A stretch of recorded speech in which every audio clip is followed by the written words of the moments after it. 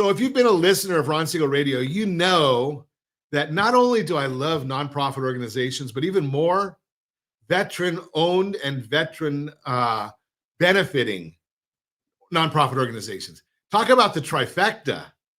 They were happy to have Alisa Johnson, veteran-owned, and benefiting veterans. Good morning. Good morning. So tell us a little bit about your story with Dogs on Deployment.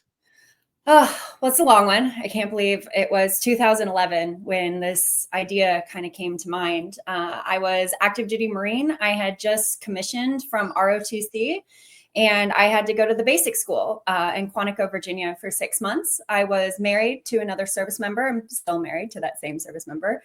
And he was scheduled to deploy at the same time, and we had nowhere for our dog to go. And it got us into this situation where we were very lucky that we were able to rely on a distant relative that was able to step up and help watch our dog for the 6 months that we were both gone.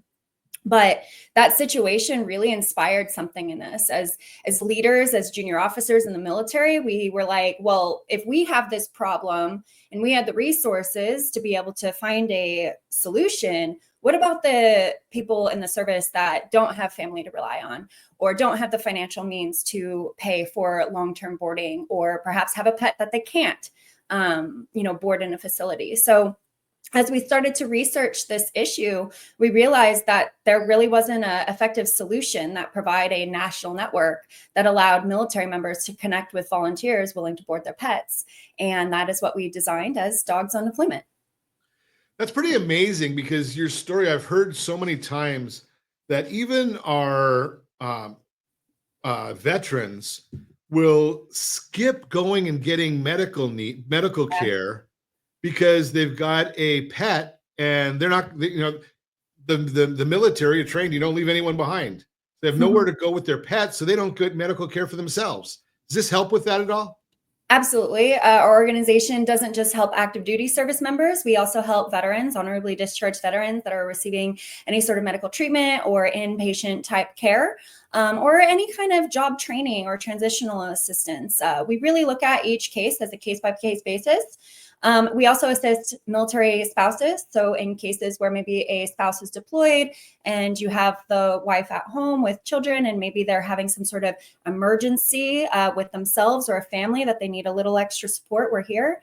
And we also support first responders. So our fire, our police, and anybody that's working in the medical care facilities that might need additional support for whatever reason. We saw that obviously a lot in COVID, and that's kind of what inspired us to say, you know what, we built a product that provides this temporary, boarding and connection between people that need help and people who want to help for pets. So how can we include other communities that would need our support?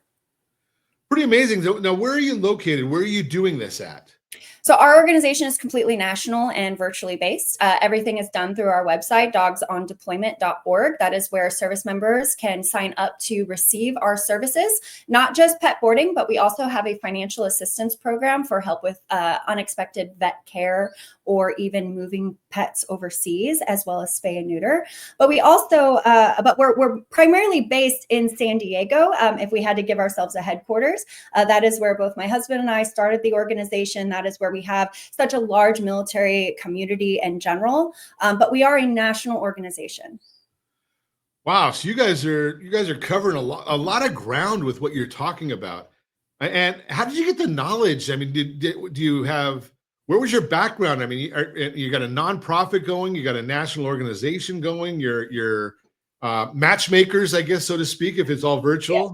I like to always say that Dogs on Deployment was like based on a Match.com system. The program was kind of built before, Rover, Dog Vacay existed. And so it very much works in a similar fashion in terms of it being a virtual online product. But to be completely honest, I had no idea what I was doing. I was 22 years old. I was an industrial systems engineering student at the University of San Diego. I had an aviation contract in the Marine Corps, so I became a C-130 pilot. And I had no nonprofit experience. I had no business experience. It really was a shooting from the hip kind of situation. I had an extremely long list of volunteers throughout the years that helped build the organization into what it is today. And when I left active duty service in 2019, that's when I really realized like I have an opportunity to build this organization, not just as something that's tangential to my life, but something that's more core to what it is that I spend my day-to-day doing. And I actually went back to school to the University of San Diego, thanks to my GI Bill. And I was able to get my master in business. And I started a master in nonprofit, but that is currently on hold. You got a lot going on. It's interesting that, so just for my own curiosity, because some of the other military nonprofits, I know one of the big issues that they have is the service you're providing. So do nonprofits work with other nonprofits to kind of bridge that gap? I certainly believe in collaboration. I believe that if we are going to create a community, we actually need to work together.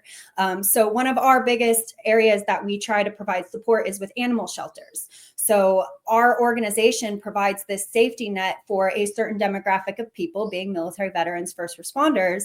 But the real group of community that we're helping is the animal shelters, because we're preventing the unnecessary pet relinquishment, which then fills up animal shelters and uses their resources.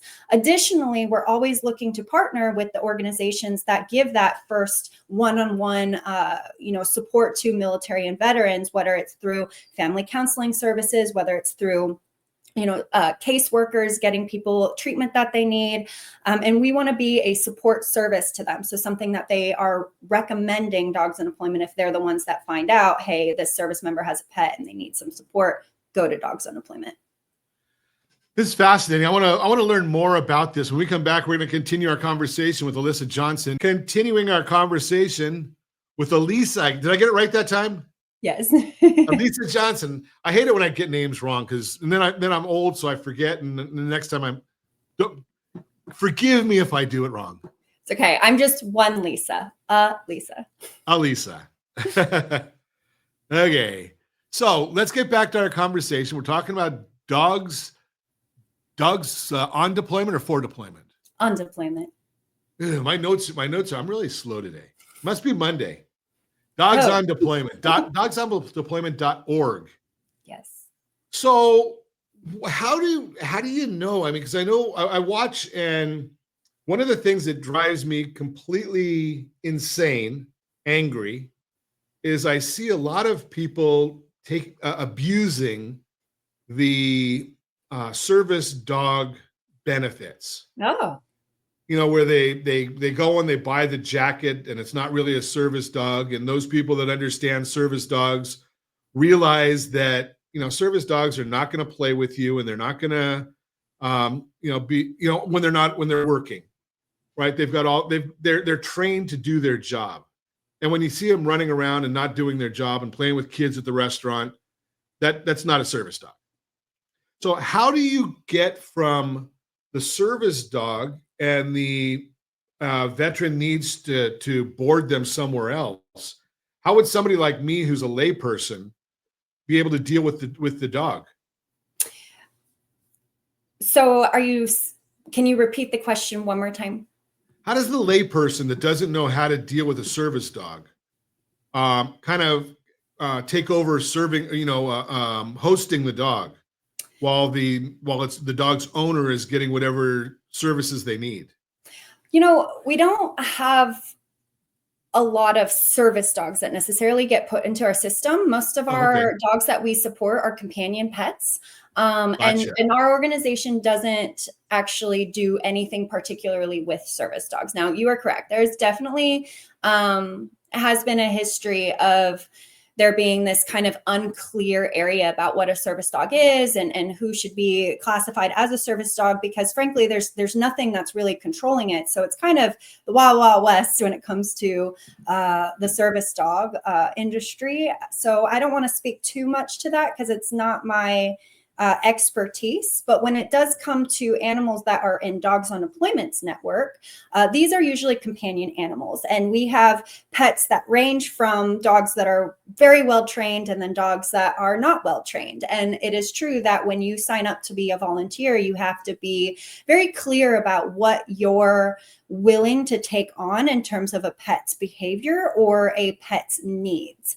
And that's why application process, we have a very extensive process for the pet owner to put in, this is my pet, these are the behaviors of my pet, these are potentially problematic issues. And we make recommendations for both the boarder and the pet owner to ensure that they have honest conversation about pet behaviors, that they do a meet and greet in some place that is non-territorial, like a dog park or something, especially if you're introducing a companion pet of a service member to one of your own pets.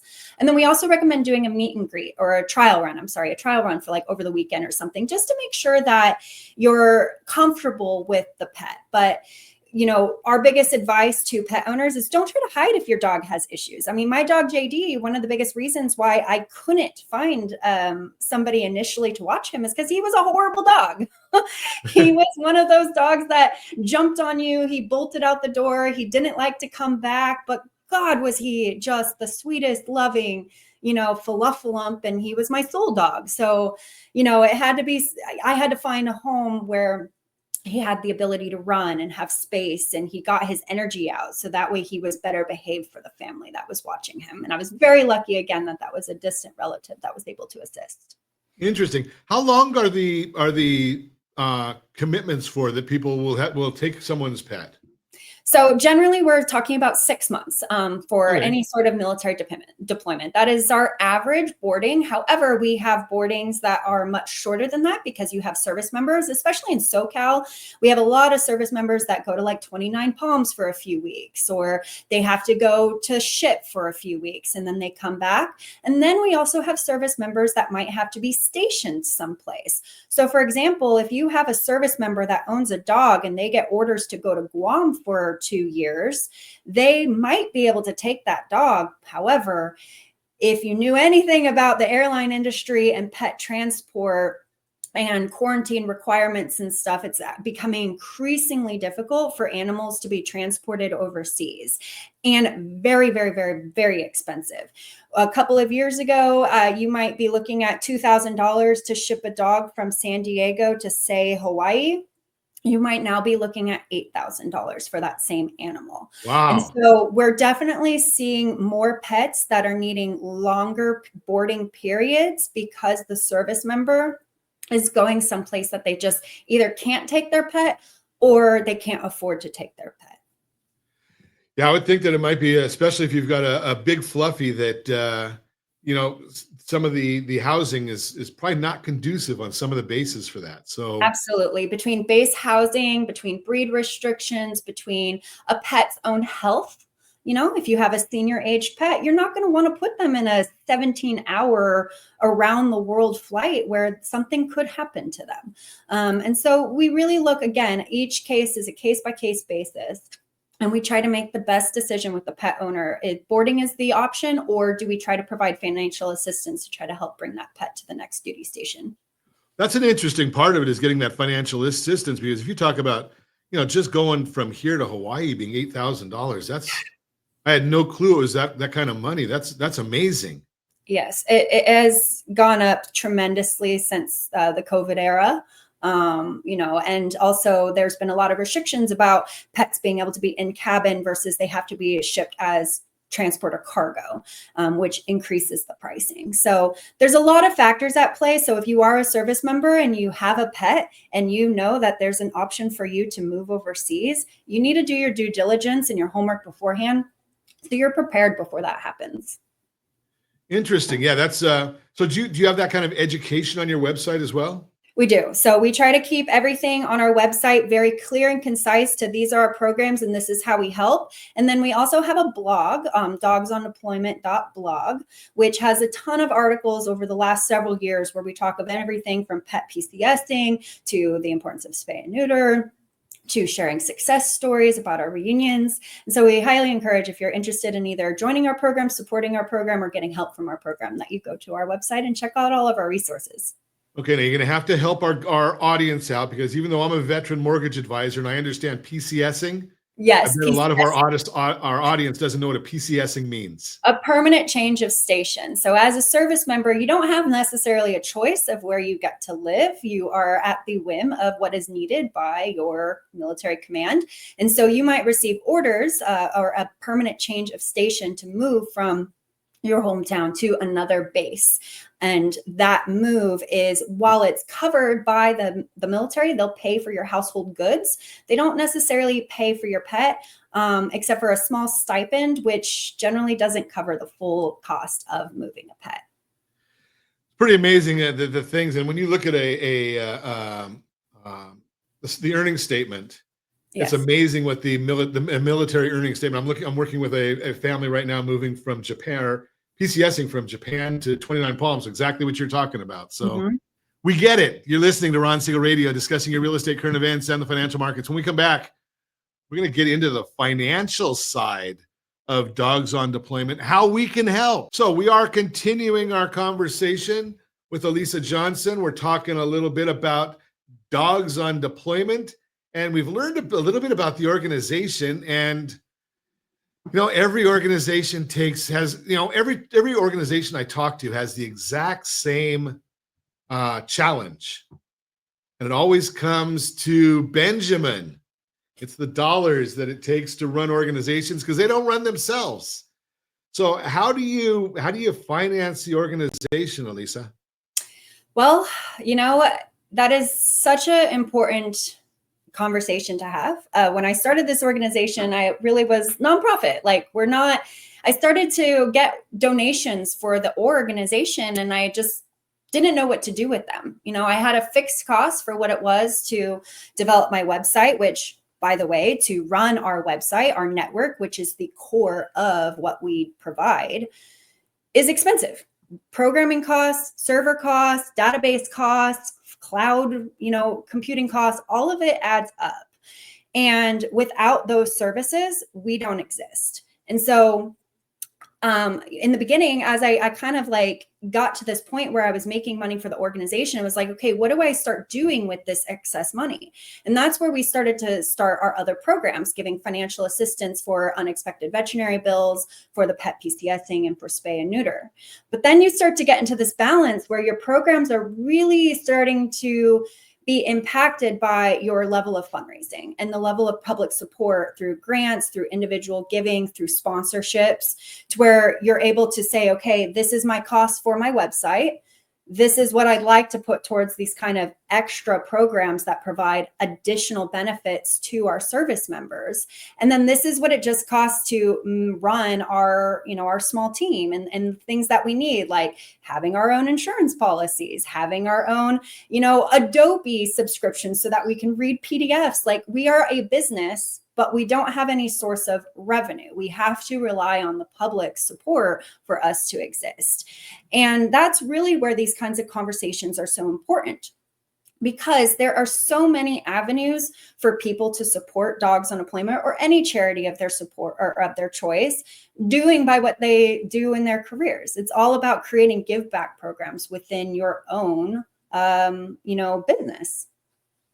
Well, that's you brought something up that kind of hit me as well, because if you're listening to us today and you work for a big corporation, a lot of large corporations have matching programs. They do. I know when I worked at Merrill Lynch 100 years ago, if an organization was on the approved list, and it didn't take a lot as long as they were a legitimate organization, Merrill Lynch would match our giving up to a certain amount. And a lot of people don't even think about looking into their companies about what does that matching gift look like. Absolutely. My son works at Disney. They do it, I know, as well. Yes, we appreciate matching programs so much, because it really does double your impact of your donation. But, when you are feeling economically stressed yourself, whether you're an individual, a small business, or a major corporation, the first thing that goes is charitable giving. That is the easiest thing for people to cut off of the top. And the unfortunate reality is that when that starts happening, you start to have organizations that become very resource dependent and then resource starved. And when that starts to happen, your programs start to fall apart. And then when I was talking about community earlier, when you think of Dogs on Deployment as sort of this buffer for the animal shelters and for the veteran organizations, what happens when you start to lose those kind of central services? You start to get more pets that are put into shelters, and then you start to have a greater impact on those resources. You have more veterans that are not receiving help because they don't have something for their pet. And then what's going on in that community? And so really, we're all collaborating together. And when one or multiple types of these organizations start to get resource depleted, that's when you really start to see problems within the people that you're trying to help. So do you have events that people go to give, or do you just go right onto your website to give? Tell us a little bit about that. If you would like to give, everything is done virtually for our organization. We're a very small team, and we rely on volunteers to do those kinds of public events and whatever. So if you're interested in supporting our organization, we're presently looking for a San Diego coordinator, for example. So if you're in SoCal and you would like to be a part of our community or our organization, we would love to have a conversation with you. But if you would just like to go to our organization and support through a donation, your support will go to ensuring that our Hero Pet Boarding Network, which is our online network that allows the service members to apply for assistance and then be matched or connected with a boarder, that is where your donation goes to be supporting. We also have those other programs, our Veterinary Assistance Fund, as well as our Pet PCS and our Spay and Neuter programs. And you can even designate if you would like to support an individual program, or if you would like to make a general donation. Everything is done online, just dogsondeployment.org, and click the donate button. Makes it nice and simple, right? I mean, just go right there, dogsondeployment.org, donate. Make it a part of your regular habits. And if if your company, like we were just introduced to Alisa recently by another business that donates a portion of their proceeds to nonprofit organizations.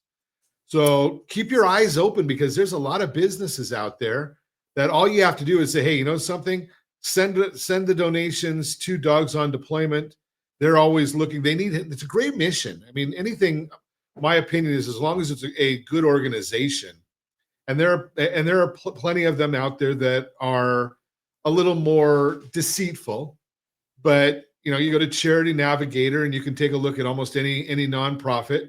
And you can see, is your money going to where they're telling you it's going to? Is it helping the people they profess to be helping? Mm-hmm. And give a donation. And I'm going to suggest go to Dogs on Deployment, help our veterans. I say it all the time.